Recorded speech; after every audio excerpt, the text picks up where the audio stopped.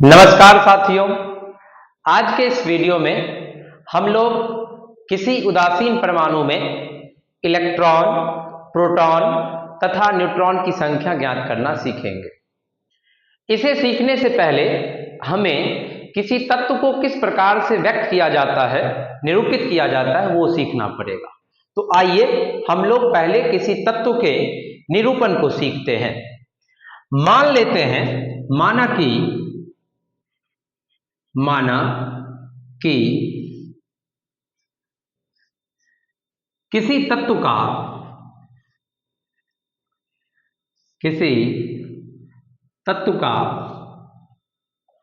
संकेत क्या है? X है।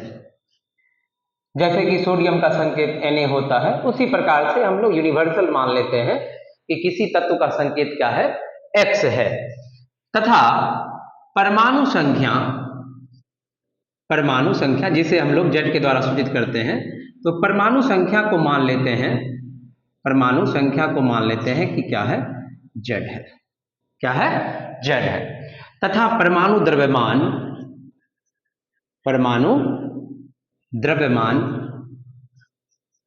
द्रव्यमान क्या है? A है। तो उस तत्व का जो निरूपण होगा, तत्व का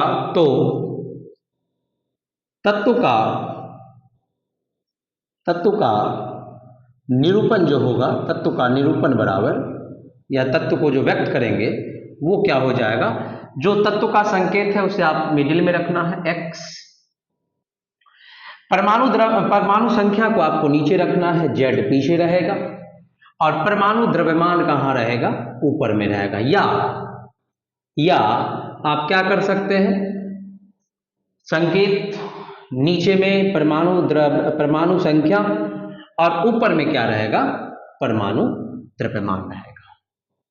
इस प्रकार से हम किसी तत्व को परमाणु संख्या तथा परमाणु द्रव्यमान के साथ क्या करते हैं? निरूपित करते हैं। जैसे कि हमारे पास एक परमाणु है सोडियम। क्या है? सोडियम। तो सोडियम का संकेत क्या होता है? सोडियम। तो सोडियम का संकेत क्या होता है? सोडियम का संकेत किसके द्वारा हम लोग इसे दर्शाते हैं? किस संकेत के द्वारा? सिंबल के द्वारा। तो Na के द्वारा। किसके द्वारा? Na के द्वारा। इसकी परमाणु संख्या कितनी होती है? इसकी परमाणु संख्या होती है कितनी? 11। कितनी होती है? 11। और परमाणु द्रव्यमान कितनी होती है? तो परमाणु द्रव्यमान कितना होता है? 23 होता है।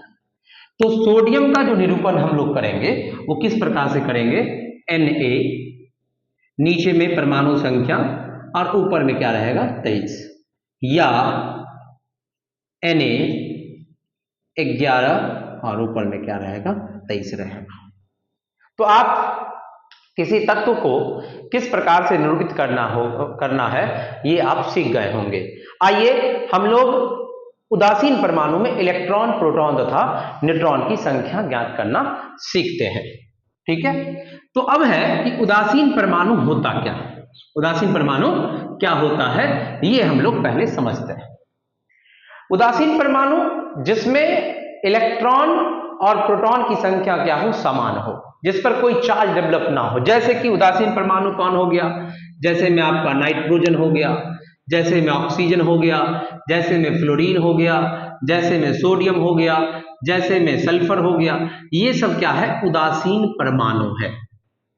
उदासीन क्या है? परमाणु है। लेकिन वहीं पर हम लोग अगर बात करें उदासीन परमाणु नहीं है, जैसे Na+ आयन, तो ये उदासीन परमाणु अगर नहीं है तो ये क्या है?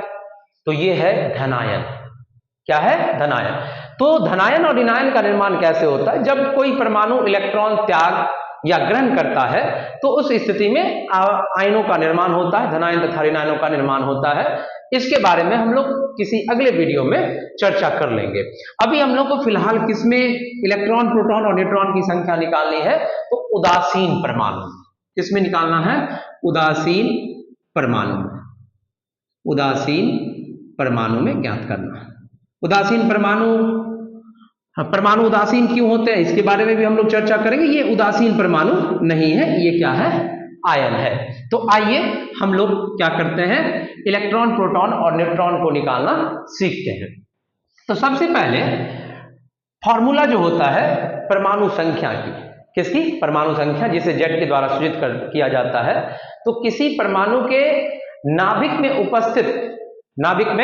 उपस्थित प्रोटॉनों की संख्या ही परमाणु संख्या होती है। किसी परमाणु के नाभिक में उपस्थित प्रोटॉनों की संख्या ही क्या कहलाती है?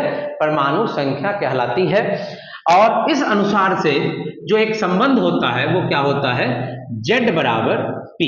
Z बराबर क्या होता है? ये हमेशा के लिए सही होता है, यानी कि किसी नाभिक में जितने प्रोटॉन होंगे वो उसकी परमाणु संख्या की क्या होगी? बराबर होगी। साथ ही साथ उदासीन अवस्था में ये किसके बराबर होती है? इलेक्ट्रॉन भी उसमें समान ही रहता है।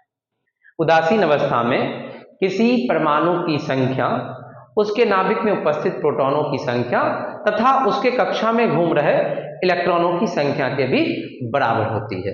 अर्थात Z बराबर P बराबर E। यहां पे Z क्या है? तो यहां पे Z है परमाणु संख्या। Z क्या है साथियों? तो यहां पे Z हमारा क्या है? परमाणु संख्या है। P क्या है? तो P प्रोटॉनों की संख्या है। P क्या है? प्रोटॉनों की संख्या। प्रोटॉनों की संख्या है। प्रोटॉनों की संख्या है। और E क्या है? इलेक्ट्रॉनों की संख्या। E क्या है?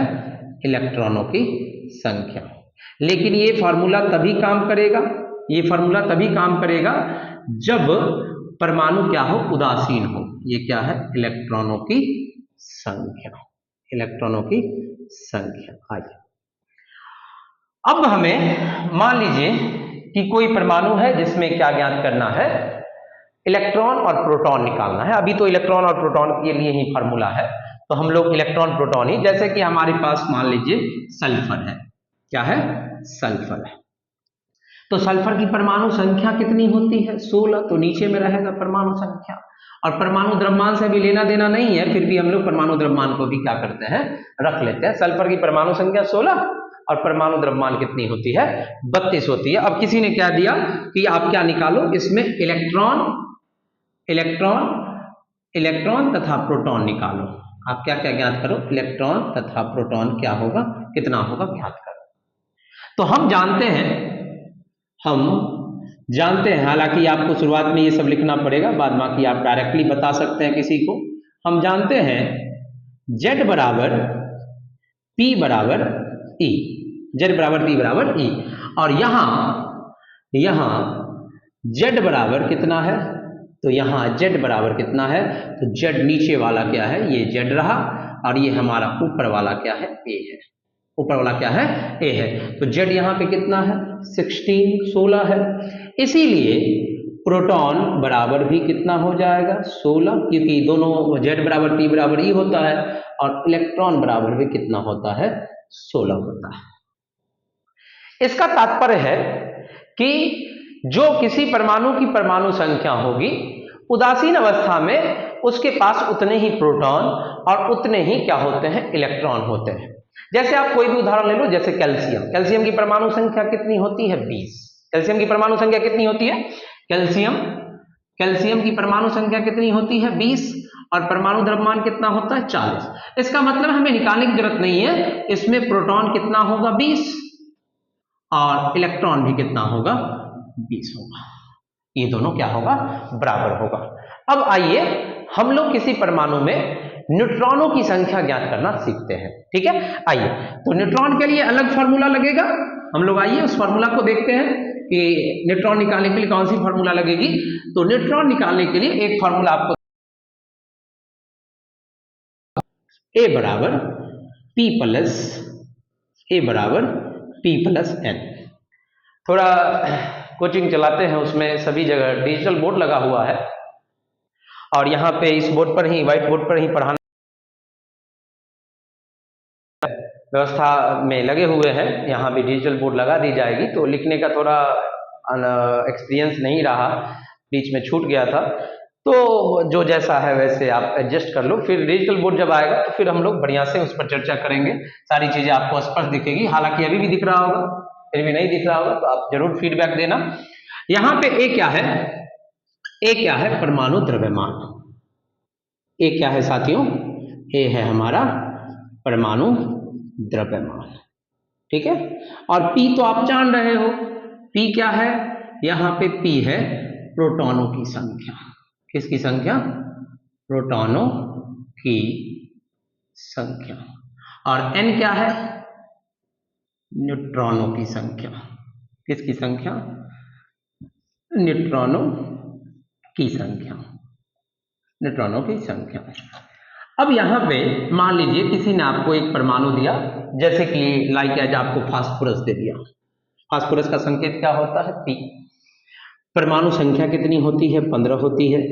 परमाणु द्रव्यमान कितना होता है? 31 होता है। कितना होता है? 31 होता है। अब सबसे पहले इसको निकालने के लिए आपको परमाणु द्रव्यमान तो पता है, यहाँ पे परमाणु द्रव्यमान कितना रहा? 31 रहा। ए पता है। पी प्रोटॉनों की संख्या कितनी निकल के आएगी?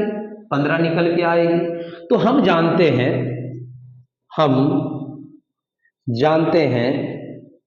क्या जानते हैं जी? हम जानते हैं कि ए बराबर क्या होता है? पी प्लस एन होता है। पी प्लस क्या होता है? एन होता है। तो हमें सॉरी यहाँ पे प्लस होगा, पी प्लस क्या है? एन होता है।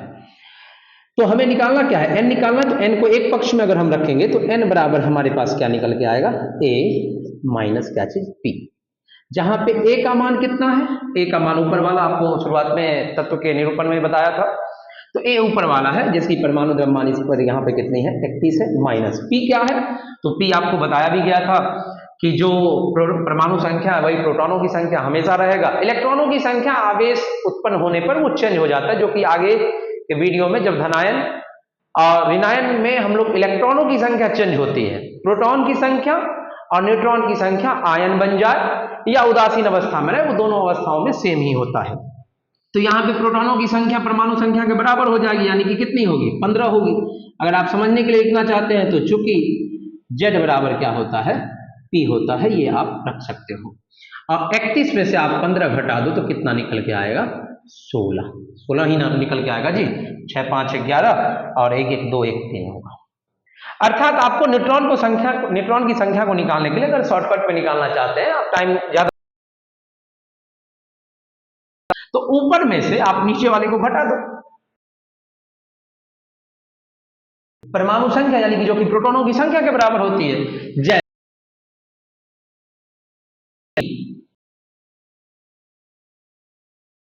612। इलेक्ट्रॉन निकालना है तो अगर डायरेक्टली शॉर्ट फॉर्म में निकालना हो तो 12 घटे 6, 12 घटे 6। अन्यथा फॉर्मूला से निकालना है तो इस प्रकार से निकालना होगा। 12 में से 6 गया तो कितना हो गया? 6 रह गया। ये किसी ने दे दिया पोटेशियम। पोटेशियम की परमाणु संख्या दोस्तों कितना होता है? तो परमाणु संख्या पोटेशियम की परमाणु संख्या 19 और परमाणु द्रव्यमान कितनी होती है? 39 होता है। किसी ने इसमें क्या पूछ दिया है? न्यूट्रॉनों की संख्या। तो न्यूट्रॉनों की संख्या बराबर कितनी हो जाएगी? 39 माइनस 19। तो यह कितना हो जाएगा? आप इसको घटाओगे तो कितना रह जाएगा? 20 रह जाएगा। कितना रह जाएगा? 20। तो आयन में प्रोटॉनों की संख्या और न्यूट्रॉनों की संख्या सदैव समान रहेगी। जो चेंज होने वाला है वो है इलेक्ट्रॉनों की संख्या। तो हम लोग अगले वीडियो में धनायन तथा ऋणायन में इलेक्ट्रॉनों की संख्या को ज्ञात करना सीखेंगे। मिलते हैं इसी के साथ अगले वीडियो में। धन्यवाद। Bye bye.